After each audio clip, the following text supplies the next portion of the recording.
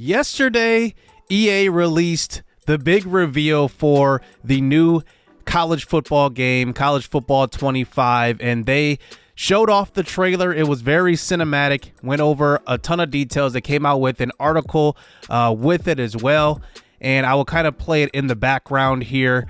But I'm not going to go over all of the features in that trailer and in that article, but I do want to go over some hidden gems. Obviously, everybody is excited about it, but if you look a little closer to the details, we might be able to see, what might be coming in this game. And today I want to go over 5 hidden gems from that video and from that article, which explains some new features which are going to be introduced. And obviously we can kind of consider this a brand new game. I mean, we haven't had it in over a decade, so we don't know what to expect, but everybody is excited.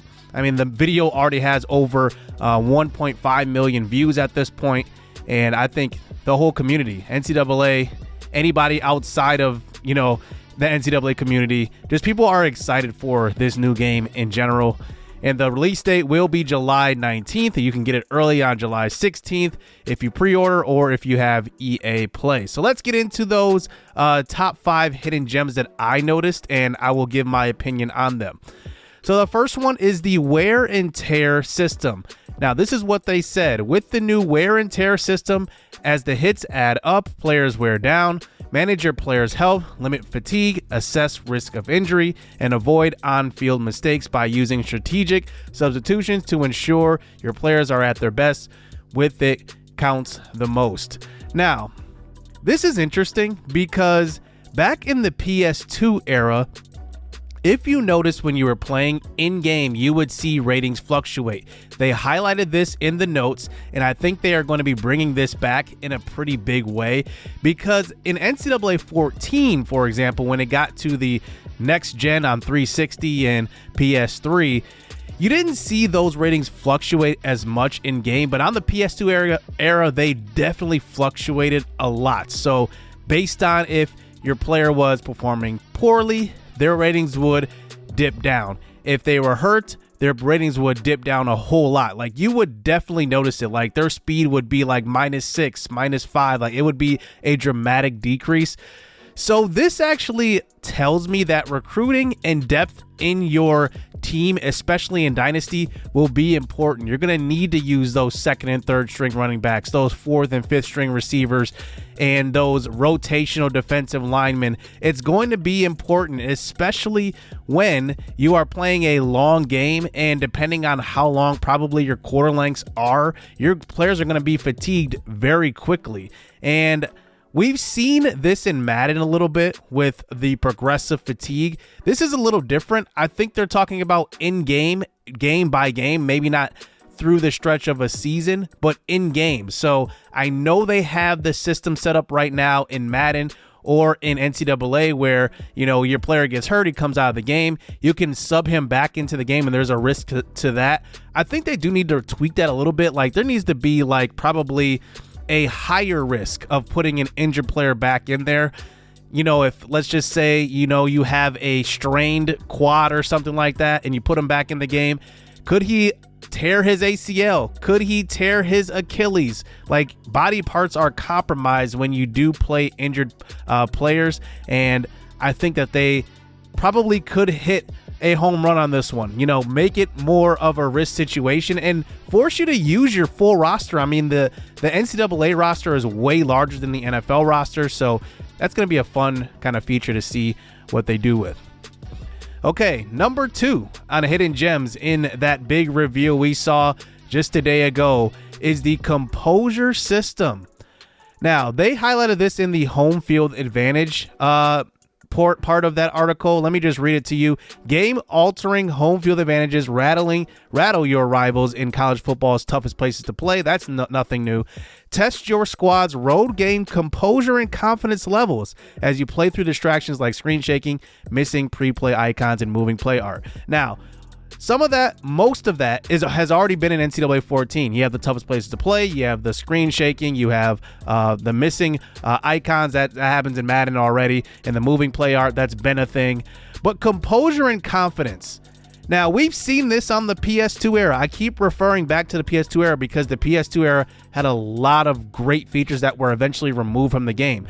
But when you looked at the depth chart in the PS2 era, you saw a composure rating. Now, that composure rating definitely affected gameplay. Like, if you had a quarterback with low composure, it was hard to throw passes. It was hard to throw accurate passes. You definitely had to kind of warm them up a little bit, or even run the football more just to get their composure a little bit more settled down. That has to be a thing in this game. It's got to be. You think about, the quarterbacks that, come in, they're true freshmen, or maybe it's their first year starting as sophomores or juniors or even seniors. They're going to have a low composure. Maybe they have, experience of, practice and being in the offense, but not necessarily in a game. And especially when you are a smaller school, and I imagine that a lot of dynasties that are going to begin are going to start with a smaller school and obviously working your way up. So as you play, your Kent State, for example, as you play in Alabama, your composure, you're going to be rattled because you're playing this elite squad, and it's going to play a factor in how the outcome of the game is going to be. So if they play this right with this composure and confidence, they could really do some damage here with this game, and I think this is going to be like a great feature in this year's game. So number 3, hidden gem. It's not really a hidden gem, but we saw Team Builder is officially in the game. This is a great sign, but the hidden gem in this is that it is offline only. So you can only use it in Play Now and private dynasty modes. Now, I think the thing about Team Builder is that it's going to be a great tool. We all know it, but what are the limitations going to be? Like, are we going to have 4 sets of uniforms? Can we rotate the uniforms? Can we, how many slots do we get to download? Can we really literally replace all of the NCAA teams? I doubt it. I'm sure there's going to be like probably a max on the amount of slots you can download at a time. That was the case with the old Team Builder back on the Xbox 360 PS3 era. But this will be offline only. Beggars can't be choosers. I'm very happy that it's back, but you never know what's going to happen. And as Team Builder gets introduced, I'm sure there will be some bugs involved, and I'm sure that there will have to be some kinks worked out, but this is a good sign. Team Builder is in the game, but it is offline dynasty and Play Now only. Number 4 on the list is the new head-to-head format. Now, I'm sure online they will have head-to-head. That's no surprise, but they have this new mode, Road to the College Football Playoff. Experience a new way to play competitively across consoles in the Road to the College Football Playoff. Will you represent your university or take a power school to climb the polls, earn rank by upsetting the toughest opponents, and securing the votes you need to progress and level up division, stack wins to earn your chance at making the playoffs and take home the national championship? Now, I think this just adds another wrinkle to head-to-head. This is a little different. I think of like draft champions in Madden when they had that. And in college football, when you take a team online, obviously you can play head to head, but what are you working towards? Like, yeah, you have a ranking, you can kind of compare your ranking, but I think adding like a kind of a dynasty within the online community is kind of cool. Like, you're working towards a good record to make a playoff, and then it's a 1-game playoff, you lose, you're done. Obviously, I think adding that into head-to-head is going to be a lot of fun, especially since there are so many FBS teams to play with. In Madden, the same teams kind of make it in those tournaments. Like, you're kind of playing the same teams. You're not really playing the Carolina Panthers, for example, in the playoff. But online, especially with everybody's a fan of any school and you find out a scheme and it's college football, any upset can happen. I think this is good for the game. Like, you have something to work towards online, and it's not just with Ultimate Team. Like, it is with your true school and that true roster. I definitely like this new mode. It's going to be a lot of fun just to have something to play online. And going into the last and final gem that I found out, it was in the beginning description of this NIL Deals. Now, there is a reason that these companies mention things like this. Let's just read the first couple of sentences here in the introduction. In EA Sports College Football 25, you'll experience explosive gameplay with campus IQ across 134 schools. For the first time ever, athletes like Quinn Ewers, Donovan Edwards, and Travis Hunter are in the game thanks to the groundbreaking NIL deal in collegiate sports. Why would they mention the NIL deal in collegiate sports? Maybe it's just a sentence, but seeing that they have mentioned NIL may hint that NIL deals are in Dynasty.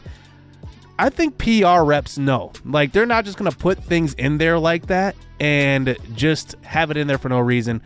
I think they mentioned NIL deals because they know that NIL deals are going to be a part of the game. I am very hopeful for that.